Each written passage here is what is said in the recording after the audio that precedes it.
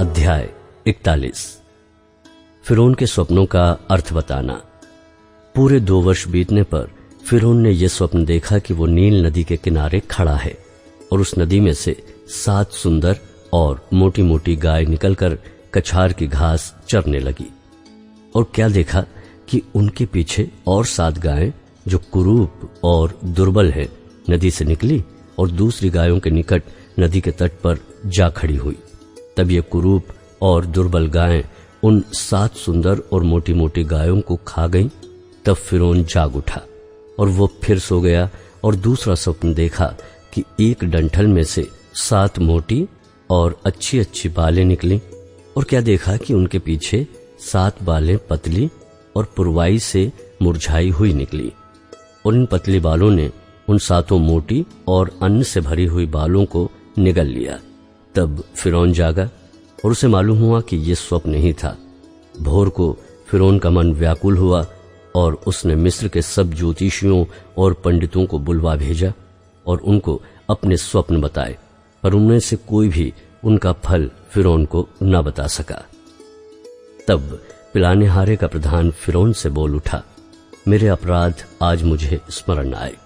जब फिरौन अपने दासों से क्रोधित हुआ था और मुझे और पकानेहारों के प्रधान को कैद करा के अंगरक्षकों के प्रधान के घर के बंदी गृह में डाल दिया था, तब हम दोनों ने एक ही रात में अपने अपने होनहार के अनुसार स्वप्न देखा। वहां हमारे साथ एक इब्री जवान था जो अंगरक्षकों के प्रधान का दास था। अतः हमने उसको बताया और उसने हमारे स्वप्नों का फल हमसे कहा। हम में से एक एक के स्वप्न का फल उसने बता दिया और जैसा जैसा फल उसने हमसे कहा था वैसा ही हुआ भी। अर्थात मुझको तो मेरा पद फिर मिला, पर वो फांसी पर लटकाया गया। तब फिरौन ने यूसुफ को बुलवा भेजा और वो झटपट बंदी गृह से बाहर निकाला गया और बाल बनवाकर और वस्त्र बदलकर फिरौन के सामने आया। फिरौन ने यूसुफ से कहा, मैंने एक स्वप्न देखा है और उसके फल का बताने वाला कोई भी नहीं, और मैंने तेरे विषय में सुना है कि तू स्वप्न सुनते ही उसका फल बता सकता है। यूसुफ ने फिरौन से कहा, मैं तो कुछ नहीं जानता, परमेश्वर ही फिरौन के लिए शुभ वचन देगा। फिर फिरौन यूसुफ से कहने लगा, मैंने अपने स्वप्न में देखा कि मैं नील नदी के किनारे खड़ा हूं। फिर क्या देखा कि नदी में से 7 मोटी और सुंदर सुंदर गायें निकलकर कछार की घास चरने लगी। फिर क्या देखा कि उनके पीछे 7 और गायें निकली जो दुबली और बहुत कुरूप और दुर्बल हैं। मैंने सारे मिस्र देश में ऐसी कुडोल गायें कभी नहीं देखी। इन दुर्बल और कुडोल गायों ने उन पहली 7 मोटी मोटी गायों को खा लिया, और जब वे उनको खा गईं, तब ये मालूम नहीं होता था कि वे उनको खा गई हैं, क्योंकि वे पहले के समान जैसी की तैसी कुडोल रही। तब मैं जाग उठा। फिर मैंने दूसरा स्वप्न देखा कि एक ही डंठल में 7 अच्छी अच्छी और अन्न से भरी हुई बालें निकली। फिर क्या देखता हूं कि उनके पीछे और 7 बालें छूछी छूछी और पतली और पुरवाई से मुरझाई हुई निकली, और इन पतली बालों ने उन 7 अच्छी अच्छी बालों को निगल लिया। इसे मैंने ज्योतिषियों को बताया, पर इसका समझाने हारा कोई नहीं मिला। तब यूसुफ ने फिरौन से कहा, फिरौन का स्वप्न एक ही है। परमेश्वर जो काम करना चाहता है उसको उसने फिरौन पर प्रकट किया है। वे 7 अच्छी अच्छी गायें 7 वर्ष हैं और वे 7 अच्छी अच्छी बालें भी 7 वर्ष हैं। स्वप्न एक ही है। फिर उनके पीछे जो दुर्बल और कुडोल गायें निकली और जो 7 छूछी और पुरवाई से मुरझाई हुई बालें निकाली, वे अकाल के 7 वर्ष होंगे। ये वही बात है जो मैं फिरौन से कह चुका हूं कि परमेश्वर जो काम करना चाहता है उसे उसने फिरौन को दिखाया है। सुन, सारे मिस्र देश में 7 वर्ष तो बहुतायत की उपज के होंगे, उनके पश्चात 7 वर्ष अकाल के आएंगे और सारे मिस्र देश में लोग सारी उपज को भूल जाएंगे और अकाल से देश का नाश होगा, और सुकाल बहुतायत की उपज देश में फिर स्मरण न रहेगा, क्योंकि अकाल अत्यंत भयंकर होगा। और फिरौन ने जो ये स्वप्न 2 बार देखा है इसका भेद यही है कि ये बात परमेश्वर की ओर से नियुक्त हो चुकी है और परमेश्वर इसे शीघ्र ही पूरा करेगा। इसलिए अब फिरौन किसी समझदार और बुद्धिमान पुरुष को ढूंढ के उसे मिस्र देश पर प्रधानमंत्री ठहराए। फिरौन ये करे कि देश पर अधिकारियों को नियुक्त करे और जब तक सुकाल के 7 वर्ष रहें तब तक वो मिस्र देश की उपज का पंचमांश लिया करे और वे इन अच्छे वर्षों में सब प्रकार की भोजन वस्तु इकट्ठा करे और नगर नगर में भंडार घर भोजन के लिए फिरौन के वश में करके उसकी रक्षा करे। वो भोजन वस्तु अकाल के उन 7 वर्षों के लिए जो मिस्र देश में आएंगे देश के भोजन के लिए रखी रहे, जिससे देश का उस अकाल से सत्यानाश न हो जाए। यूसुफ का प्रधानमंत्री बनाया जाना। ये बात फिरौन और उसके सारे कर्मचारियों को अच्छी लगी, इसलिए फिरौन ने अपने कर्मचारियों से कहा, क्या हमको ऐसा पुरुष जैसा ये है जिसमें परमेश्वर का आत्मा रहता है मिल सकता है? फिर फिरौन ने यूसुफ से कहा, परमेश्वर ने जो तुझे इतना ज्ञान दिया है कि तेरे तुल्य कोई समझदार और बुद्धिमान नहीं, इस कारण तू मेरे घर का अधिकारी होगा और तेरी आज्ञा के अनुसार मेरी सारी प्रजा चलेगी। केवल राजगद्दी के विषय मैं तुझसे बड़ा ठहरूंगा। फिर फिरौन ने यूसुफ से कहा, सुन, मैं तुझको मिस्र के सारे देश के ऊपर अधिकारी ठहरा देता हूँ। तब फिरौन ने अपने हाथ से अंगूठी निकाल के यूसुफ के हाथ में पहना दी और उसको बढ़िया मलमल के वस्त्र पहनवा दिया और उसके गले में सोने की जंजीर डाल दी और उसको अपने दूसरे रथ पर चढ़वाया और लोग उसके आगे आगे ये प्रचार करते चले कि घुटने टेक कर दंडवत करो, और उसने उसको मिस्र के सारे देश के ऊपर प्रधानमंत्री ठहराया। फिर फिरौन ने यूसुफ से कहा, फिरौन तो मैं हूं, पर सारे मिस्र देश में कोई भी तेरी आज्ञा के बिना हाथ पांव न हिलाएगा। तब फिरौन ने यूसुफ का नाम सापनत पानेह रखा और ओन नगर के याजक पोतीपेरा की बेटी आसनत से उसका विवाह करा दिया और यूसुफ सारे मिस्र देश में दौरा करने लगा। जब यूसुफ मिस्र के राजा फिरौन के सम्मुख खड़ा हुआ तब वो 30 वर्ष का था। वो फिरौन के सम्मुख से निकलकर सारे मिस्र देश में दौरा करने लगा। सुकाल के 7 वर्षों में भूमि बहुतायत से अन्न उपजाती रही और यूसुफ उन 7 वर्षों में सब प्रकार की भोजन वस्तुएं जो मिस्र देश में होती थी जमा करके नगरों में रखता गया और हर एक नगर के चारों ओर के खेतों की भोजन वस्तुओं को वो उसी नगर में इकट्ठा करता गया। इस प्रकार यूसुफ ने अन्न को समुद्र की बालू के समान अत्यंत बहुतायत से राशि राशि गिन के रखा, यहाँ तक कि उसने उनका गिनना छोड़ दिया क्योंकि वे असंख्य हो गईं। अकाल के प्रथम वर्ष के आने से पहले यूसुफ के 2 पुत्र ओन के याजक पोतीपेरा की बेटी आसनत से जन्मे। यूसुफ ने अपने जेठे का नाम ये कहकर मनश्शे रखा कि परमेश्वर ने मुझसे मेरा सारा क्लेश और मेरे पिता का सारा घराना भुला दिया है। दूसरे का नाम उसने ये कहकर एप्रैम रखा कि मुझे दुख भोगने के देश में परमेश्वर ने फलवंत किया है।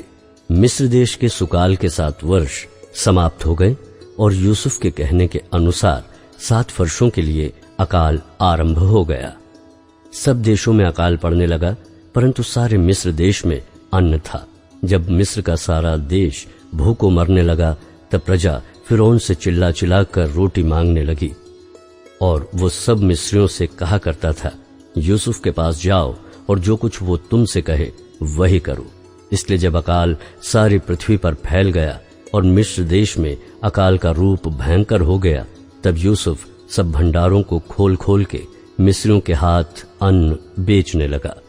इसलिए सारी पृथ्वी के लोग मिस्र में अन्न मोल लेने के लिए यूसुफ के पास आने लगे, क्योंकि सारी पृथ्वी पर भयंकर अकाल था।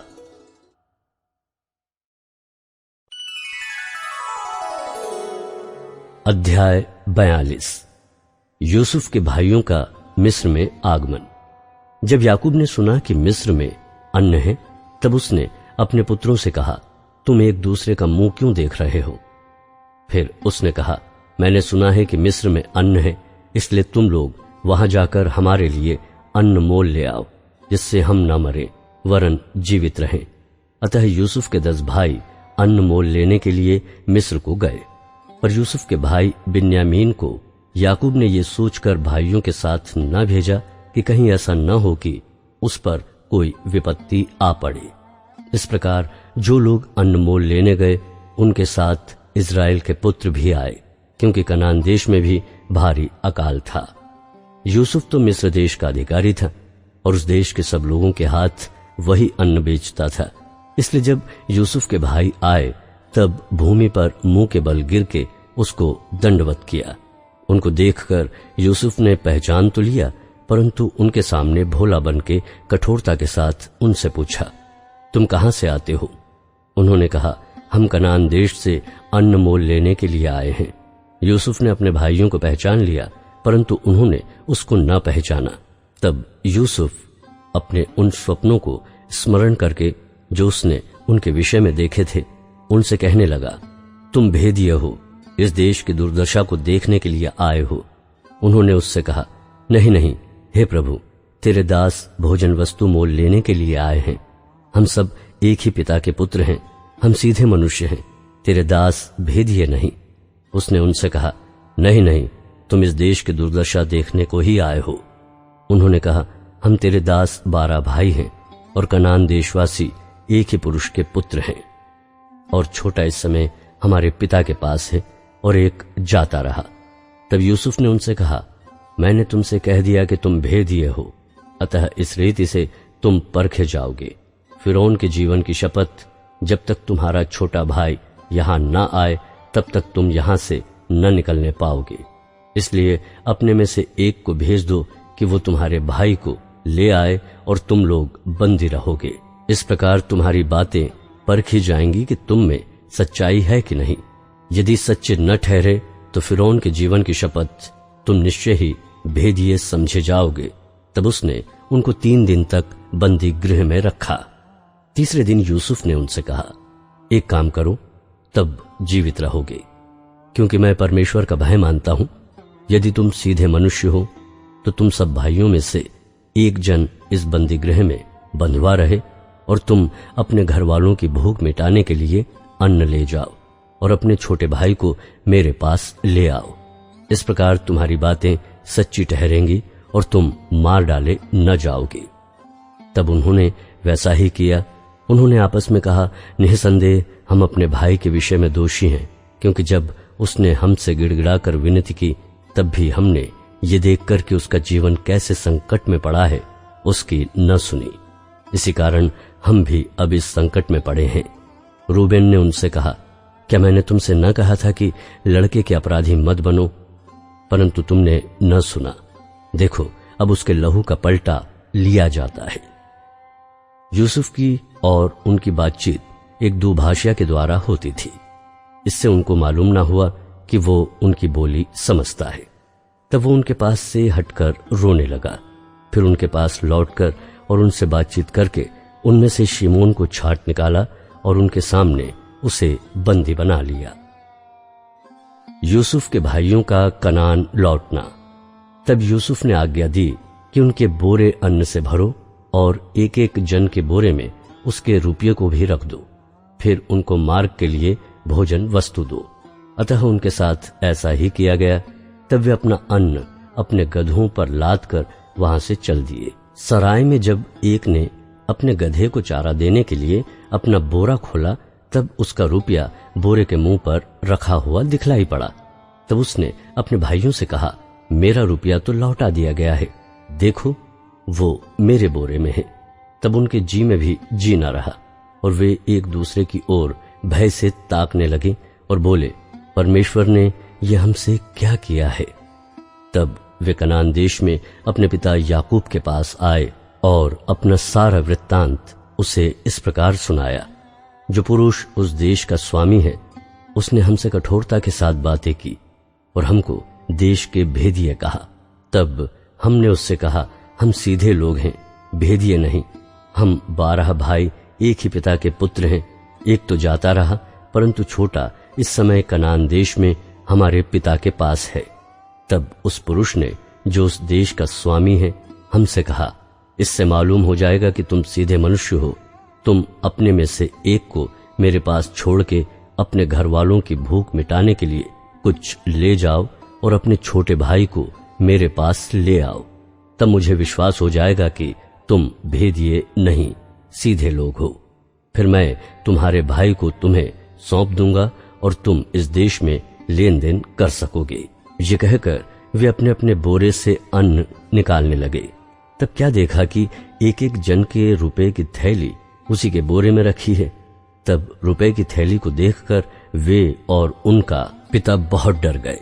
तब उनके पिता याकूब ने उनसे कहा, मुझको तुमने निर्वंश कर दिया। देखो, यूसुफ नहीं रहा और शिमोन भी नहीं आया, और अब तुम बिन्यामीन को भी ले जाना चाहते हो। ये सब विपत्तियां मेरे ऊपर आ पड़ी हैं। रूबेन ने अपने पिता से कहा, यदि मैं उसको तेरे पास न लाऊं तो मेरे दोनों पुत्रों को मार डालना। तू उसको मेरे हाथ में सौंप दे, मैं उसे तेरे पास पहुंचा दूंगा। उसने कहा, मेरा पुत्र तुम्हारे संग न जाएगा, क्योंकि उसका भाई मर गया और वो अब अकेला रह गया है। इसलिए जिस मार्ग से तुम जाओगे उसमें यदि उस पर कोई विपत्ति आ पड़े, तब तो तुम्हारे कारण मैं इस बुढ़ापे की अवस्था में शोक के साथ अधोलोक में उतर जाऊंगा। अध्याय 43। बिन्यामीन के साथ मिस्र देश जाना। देश में अकाल और भी भयंकर होता गया। जब वो अन्न जो वे मिस्र से ले आए थे समाप्त हो गया, तब उनके पिता ने उनसे कहा, फिर जाकर हमारे लिए थोड़ी सी भोजन वस्तु मोल ले आओ। तब यहूदा ने उससे कहा, उस पुरुष ने हमको चेतावनी देकर कहा, यदि तुम्हारा भाई तुम्हारे संग न आए तो तुम मेरे सम्मुख न आने पाओगे। इसलिए यदि तू हमारे भाई को हमारे संग भेजे, तब तो हम जाकर तेरे लिए भोजन वस्तु मोल ले आएंगे, परंतु यदि तू उसको न भेजे तो हम न जाएंगे, क्योंकि उस पुरुष ने हमसे कहा, यदि तुम्हारा भाई तुम्हारे संग न हो तो तुम मेरे सम्मुख न आने पाओगे। तब इस्राएल ने कहा, तुमने उस पुरुष को यह बताकर कि हमारा एक और भाई है, क्यों मुझसे बुरा बर्ताव किया? उन्होंने कहा, जब उस पुरुष ने हमारी और हमारे कुटुंबियों की स्थिति के विषय में इस रीति से पूछा, क्या तुम्हारा पिता अब तक जीवित है? क्या तुम्हारे कोई और भाई भी हैं? तब हमने इन प्रश्नों के अनुसार उससे वर्णन किया। फिर हम क्या जानते थे कि वो कहेगा, अपने भाई को यहां ले आओ। फिर यहूदा ने अपने पिता इस्राएल से कहा, इस लड़के को मेरे संग भेज दे कि हम चले जाएं, इससे हम और तू और हमारे बाल बच्चे मरने ना पाएंगे, वरन जीवित रहेंगे। मैं उसका जामीन होता हूं। मेरे ही हाथ से तू उसको वापिस लेना। यदि मैं उसको तेरे पास पहुंचाकर सामने न खड़ा कर दूं, तब तो मैं सदा के लिए तेरा अपराधी ठहरूंगा। यदि हम लोग विलंब न करते तो अब तक दूसरी बार लौट आते। तब उनके पिता इस्राएल ने उनसे कहा, यदि सचमुच ऐसी ही बात है तो ये करो, इस देश की उत्तम उत्तम वस्तुओं में से कुछ कुछ अपने बोरों में उस पुरुष के लिए भेंट ले जाओ, जैसे थोड़ा सा बलसान और थोड़ा सा मधु और कुछ सुगंध द्रव्य और गंधरस, पिस्ते और बादाम। फिर अपने अपने साथ दूना रुपया ले जाओ, और जो रुपया तुम्हारे बोरों के मुंह पर रखकर लौटा दिया गया था उसको भी लेते जाओ। कदाचित ये भूल से हुआ हो। अपने भाई को भी संग लेकर उस पुरुष के पास फिर जाओ, और सर्वशक्तिमान ईश्वर उस पुरुष को तुम पर दयालु करेगा, जिससे कि वो तुम्हारे भाई को और बिन्यामीन को भी आने दे, और यदि मैं निर्वंश हुआ तो होने दो। तब उन मनुष्यों ने वो भेंट और दूना रुपया और बिन्यामीन को भी संग लिया और चल दिए, और मिस्र में पहुंचकर यूसुफ के सामने खड़े हुए। उनके साथ बिन्यामीन को देखकर यूसुफ ने अपने घर के अधिकारी से कहा, उन मनुष्यों को घर में पहुंचा दो और पशु मार के भोजन तैयार करो, क्योंकि वे लोग दोपहर को मेरे संग भोजन करेंगे। तब वह अधिकारी पुरुष यूसुफ के कहने के अनुसार उन पुरुषों को यूसुफ के घर में ले गया। जब वे यूसुफ के घर को पहुंचाए गए तब वे आपस में डर कर कहने लगे, जो रुपया पहली बार हमारे बोरों में लौटा दिया गया था, उसी के कारण हम भीतर पहुंचाए गए हैं, जिससे कि वो पुरुष हम पर टूट पड़े और हमें वश में करके अपने दास बनाए और अपने गधों को भी छीन ले। तब वे यूसुफ के घर के अधिकारी के निकट जाकर घर के द्वार पर इस प्रकार कहने लगे, हे हमारे प्रभु, हम पहली बार अन्न मोल लेने आए थे। तब हमने सराय में पहुंचकर अपने बोरों को खोला तो क्या देखा कि एक एक जन का पूरा पूरा रुपया उसके बोरे के मुंह पर रखा है। इसलिए हम उसको अपने साथ फिर लेते आए हैं और दूसरा रुपया भी भोजन वस्तु मोल लेने के लिए लाए हैं। हम नहीं जानते कि हमारा रुपया हमारे बोरों में किसने रख दिया था। उसने कहा, तुम्हारा कुशल हो, मत डरो। तुम्हारा परमेश्वर, जो तुम्हारे पिता का भी परमेश्वर है, उसी ने तुमको तुम्हारे बोरों में धन दिया होगा। तुम्हारा रुपया तो मुझको मिल गया था। फिर उसने शिमोन को निकालकर उनके संग कर दिया। तब उस जन ने उन मनुष्यों को यूसुफ के घर में ले जाकर जल दिया। तब उन्होंने अपने पांवों को धोया। फिर उसने उनके गधों के लिए चारा दिया। तब ये सुनकर कि आज हमको यहीं भोजन करना होगा, उन्होंने यूसुफ के आने के समय तक अर्थात दोपहर तक उस भेंट को इकट्ठा कर रखा। जब यूसुफ घर आया तब वे भेंट को जो उनके हाथ में थी उसके सम्मुख घर में ले गए और भूमि पर गिरकर उसको दंडवत किया। उसने उनका कुशल पूछा और कहा, क्या तुम्हारा वो बूढ़ा पिता जिसकी तुमने चर्चा की थी कुशल से है? क्या वो अब तक जीवित है? उन्होंने कहा, हाँ, तेरा दास हमारा पिता कुशल से है और अब तक जीवित है। तब उन्होंने सिर झुकाकर फिर दंडवत किया। तब उसने आंखें उठाकर अपने सगे भाई बिन्यामीन को देखकर पूछा, क्या तुम्हारा वो छोटा भाई जिसकी चर्चा तुमने मुझसे की थी यही है? फिर उसने कहा, हे मेरे पुत्र, परमेश्वर तुझ पर अनुग्रह करे। तब अपने भाई के स्नेह से मन भराने के कारण और ये सोचकर कि मैं कहाँ जाकर रोऊं, यूसुफ तुरंत अपनी कोठरी में गया और वहां रो पड़ा। फिर अपना मुंह धोकर निकल आया और अपने को शांत कर कहा, भोजन परोसो। तब उन्होंने उसके लिए तो अलग और भाइयों के लिए भी अलग और जो मिस्री उसके संग खाते थे उनके लिए भी अलग भोजन परोसा, इसलिए कि मिस्री इब्रियों के साथ भोजन नहीं कर सकते, वरन मिस्री ऐसा करना घृणित समझते थे। और यूसुफ के भाई उसके सामने बड़े बड़े पहले और छोटे छोटे पीछे अपनी अपनी अवस्था के अनुसार क्रम से बैठाए गए। ये देखकर वे विस्मित होकर एक दूसरे की ओर देखने लगे। तब यूसुफ अपने सामने से भोजन वस्तुएं उठा उठा के उनके पास भेजने लगा और बिन्यामीन को अपने भाइयों से 5 गुना भोजन वस्तु मिली। इस प्रकार उन्होंने उसके संग मनमानी खाया पिया। अध्याय 44। चांदी का कटोरा। तब उसने अपने घर के अधिकारी को आज्ञा दी, इन मनुष्यों के बोरों में जितनी भोजन वस्तु समा सके उतनी भर दे और एक एक जन के रुपयों को उसके बोरे के मुंह पर रख दे और मेरा चांदी का कटोरा छोटे के बोरे के मुंह पर उसके अन्न के रुपयों के साथ रख दे। यूसुफ की इस आज्ञा के अनुसार उसने किया। भोर होते ही वे मनुष्य अपने गधों समेत विदा किए गए।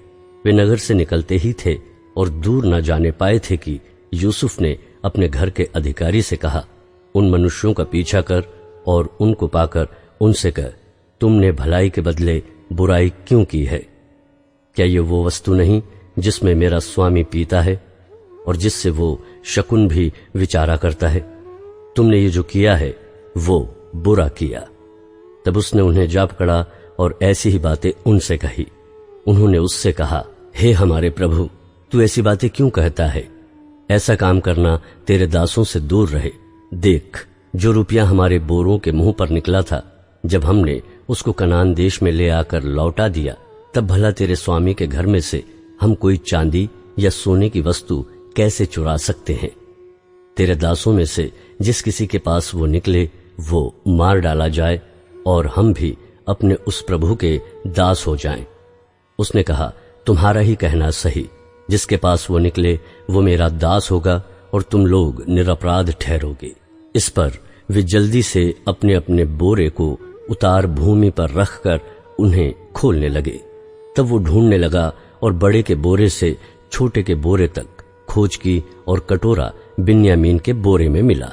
तब उन्होंने अपने अपने वस्त्र फाड़े और अपना अपना गधा लाद कर नगर को लौट गए।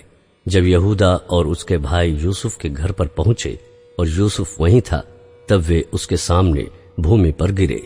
यूसुफ ने उनसे कहा, तुम लोगों ने ये कैसा काम किया है? क्या तुम न जानते थे कि मुझसे मनुष्य शकुन विचार कर सकता है? यहूदा ने कहा, हम लोग अपने प्रभु से क्या कहें? क्या कहकर हम अपने को निर्दोष ठहराएं? परमेश्वर ने तेरे दासों के अधर्म को पकड़ लिया है, हम और जिसके पास कटोरा निकला वो भी। हम सब के सब अपने प्रभु के दास ही हैं। उसने कहा, ऐसा करना मुझसे दूर रहे। जिस जन के पास कटोरा निकला है वही मेरा दास होगा, और तुम लोग अपने पिता के पास कुशल क्षेम से चले जाओ। बिन्यामीन के लिए यहूदा का निवेदन। तब यहूदा उसके पास जाकर कहने लगा, हे मेरे प्रभु, तेरे दास को अपने प्रभु से एक बात कहने की आज्ञा हो, और तेरा कोप तेरे दास पर न भड़के, क्योंकि तू तो फिरौन के तुल्य है। मेरे प्रभु ने अपने दासों से पूछा था, क्या तुम्हारे पिता या भाई हैं? और हमने अपने प्रभु से कहा, हाँ, हमारा बूढ़ा पिता है और उसके बुढ़ापे का एक छोटा सा बालक भी है, परंतु उसका भाई मर गया है, इसलिए वो अब अपनी माता का अकेला ही रह गया है और उसका पिता उससे स्नेह रखता है। तब तूने अपने दासों से कहा था, उसको मेरे पास ले आओ जिससे मैं उसको देखूं। तब हमने अपने प्रभु से कहा था, वो लड़का अपने पिता को नहीं छोड़ सकता, नहीं तो उसका पिता मर जाएगा। और तूने अपने दासों से कहा, यदि तुम्हारा छोटा भाई तुम्हारे संग ना आए तो तुम मेरे सम्मुख फिर ना आने पाओगी। इसलिए जब हम अपने पिता तेरे दास के पास गए, तब हमने उससे अपने प्रभु की बातें कही। तब हमारे पिता ने कहा, फिर जाकर हमारे लिए थोड़ी सी भोजन वस्तु मोल ले आओ। हमने कहा, हम नहीं जा सकते। हाँ, यदि हमारा छोटा भाई हमारे संग रहे तब हम जाएंगे, क्योंकि यदि हमारा छोटा भाई हमारे संग न रहे तो हम उस पुरुष के सम्मुख न जाने पाएंगे। तब तेरे दास मेरे पिता ने हमसे कहा, तुम तो जानते हो कि मेरी स्त्री से 2 पुत्र उत्पन्न हुए, और उनमें से एक तो मुझे छोड़ ही गया, और मैंने निश्चय कर लिया कि वो फाड़ डाला गया होगा, और तब से मैं उसका मुंह न देख पाया। अतः यदि तुम इसको भी मेरी आंख की आड़ में ले जाओ और कोई विपत्ति इस पर पड़े, तो तुम्हारे कारण मैं इस बुढ़ापे की अवस्था में शोक के साथ अधोलोक में उतर जाऊंगा। इसलिए जब मैं अपने पिता तेरे दास के पास पहुंचूं और ये लड़का संग न रहे, उसका प्राण जो इसी पर अटका रहता है, इस कारण ये देख के कि लड़का नहीं है, वो तुरंत ही मर जाएगा। तब तेरे दासों के कारण तेरा दास हमारा पिता जो बुढ़ापे की अवस्था में है, शोक के साथ अधोलोक में उतर जाएगा। फिर तेरा दास अपने पिता के यहाँ ये कह के इस लड़के का जामीन हुआ है, यदि मैं इसको तेरे पास न पहुंचा दूं तो मैं सदा के लिए तेरा अपराधी ठहरूंगा। इसलिए अब तेरा दास इस लड़के के बदले अपने प्रभु का दास होकर रहने की आज्ञा पाए, और ये लड़का अपने भाइयों के संग जाने दिया जाए, क्योंकि लड़के के बिना संग रहे मैं कैसे अपने पिता के पास जा सकूंगा। ऐसा न हो कि मेरे पिता पर जो दुख पड़ेगा वो मुझे देखना पड़े। अध्याय 45। यूसुफ का स्वयं को प्रकट करना। तब यूसुफ उन सब के सामने जो उसके आसपास खड़े थे अपने को और रोक ना सका, और पुकार के कहा, मेरे आसपास के सब लोगों को बाहर कर दो। भाइयों के सामने अपने को प्रकट करने के समय यूसुफ के संग और कोई न रहा। तब वो चिल्ला चिल्ला कर रोने लगा, और मिस्रियों ने सुना, और फिरौन के घर के लोगों को भी इसका समाचार मिला। तब यूसुफ अपने भाइयों से कहने लगा, मैं यूसुफ हूं, क्या मेरा पिता अब तक जीवित है? इसका उत्तर उसके भाई न दे सके, क्योंकि वे उसके सामने घबरा गए थे। फिर यूसुफ ने अपने भाइयों से कहा, मेरे निकट आओ। ये सुनकर वे निकट गए। फिर उसने कहा, मैं तुम्हारा भाई यूसुफ हूं, जिसको तुमने मिस्र आने वालों के हाथ बेच डाला था। अब तुम लोग मत पछताओ, और तुमने जो मुझे यहां बेच डाला इससे उदास मत हो, क्योंकि परमेश्वर ने तुम्हारे प्राणों को बचाने के लिए मुझे तुम्हारे आगे भेज दिया है। क्योंकि अब 2 वर्ष से इस देश में अकाल है, और अब 5 वर्ष और ऐसे ही होंगे। उनमें न तो हल चलेगा और न अन्न काटा जाएगा। इसलिए परमेश्वर ने मुझे तुम्हारे आगे इसलिए भेजा कि तुम पृथ्वी पर जीवित रहो, और तुम्हारे प्राणों के बचने से तुम्हारा वंश बढ़े। इस रीति अब मुझको यहां पर भेजने वाले तुम नहीं, परमेश्वर ही ठहरा, और उसी ने मुझे फिरौन का पिता सा और उसके सारे घर का स्वामी और सारे मिस्र देश का प्रभु ठहरा दिया है। अतः शीघ्र मेरे पिता के पास जाकर कहो, तेरा पुत्र यूसुफ ये कहता है कि परमेश्वर ने मुझे सारे मिस्र का स्वामी ठहराया है, इसलिए तू मेरे पास बिना विलंब किए चला आ। तेरा निवास गोशेन देश में होगा, और तू बेटे, पोतों, भेड़ बकरियों, गाय बैलों और अपने सब कुछ समेत मेरे निकट रहेगा। और अकाल के जो 5 वर्ष और होंगे, उनमें मैं वहीं तेरा पालन पोषण करूंगा। ऐसा ना हो कि तू और तेरा घराना वरन जितने तेरे हैं वे भूखों मरें। और तुम अपनी आंखों से देखते हो, और मेरा भाई बिन्यामीन भी अपनी आंखों से देखता है कि जो हमसे बातें कर रहा है वो यूसुफ है। तुम मेरे सब वैभव का जो मिस्र में है और जो कुछ तुमने देखा उस सब का मेरे पिता से वर्णन करना, और तुरंत मेरे पिता को यहां ले आना। तब वो अपने भाई बिन्यामीन के गले से लिपट कर रोया, और बिन्यामीन भी उसके गले से लिपट कर रोया। वो अपने सब भाइयों को भी चूम कर रोया, और इसके पश्चात उसके भाई उससे बातें करने लगे। इस बात का समाचार कि यूसुफ के भाई आए हैं फिरौन के भवन तक पहुंच गया, और फिरौन और उसके कर्मचारी प्रसन्न हुए। इसलिए फिरौन ने यूसुफ से कहा, अपने भाइयों से कह कि एक काम करो, अपने पशुओं को लाद कर कनान देश में चले जाओ, और अपने पिता और अपने अपने घर के लोगों को लेकर मेरे पास आओ, और मिस्र देश में जो कुछ अच्छे से अच्छा है वो मैं तुम्हें दूंगा, और तुम्हें देश के उत्तम से उत्तम पदार्थ खाने को मिलेंगे। और तुझे आज्ञा मिली है, तुम एक काम करो कि मिस्र देश से अपने बाल बच्चों और स्त्रियों के लिए गाड़ियां ले जाओ, और अपने पिता को ले आओ, और अपनी सामग्री का मोह न करना, क्योंकि सारे मिस्र देश में जो कुछ अच्छे से अच्छा है वो तुम्हारा है। इस्राएल के पुत्रों ने वैसा ही किया, और यूसुफ ने फिरौन की आज्ञा के अनुसार उन्हें गाड़ियां दी और मार्ग के लिए भोजन सामग्री भी दी। उनमें से एक एक जन को उसने एक एक जोड़ा वस्त्र भी दिया, और बिन्यामीन को 300 रुपए के टुकड़े और 5 जोड़े वस्त्र दिए। अपने पिता के पास उसने जो भेजा वो ये है, अर्थात मिस्र की अच्छी वस्तुओं से लदे हुए 10 गधे, और अन्न और रोटी, और उसके पिता के मार्ग के लिए भोजन वस्तु से लदी हुई 10 गदहियां। तब उसने अपने भाइयों को विदा किया, और वे चल दिए। और उसने उनसे कहा, मार्ग में कहीं झगड़ा न करना। मिस्र से चलकर वे कनान देश में अपने पिता याकूब के पास पहुंचे, और उससे ये कहा, यूसुफ अब तक जीवित है, और सारे मिस्र देश पर प्रभुता वही करता है। पर उसने उसकी प्रतीति न की, और वो अपने आपे में न रहा। तब उन्होंने अपने पिता याकूब से यूसुफ की सारी बातें जो उसने उनसे कही थी कह दी।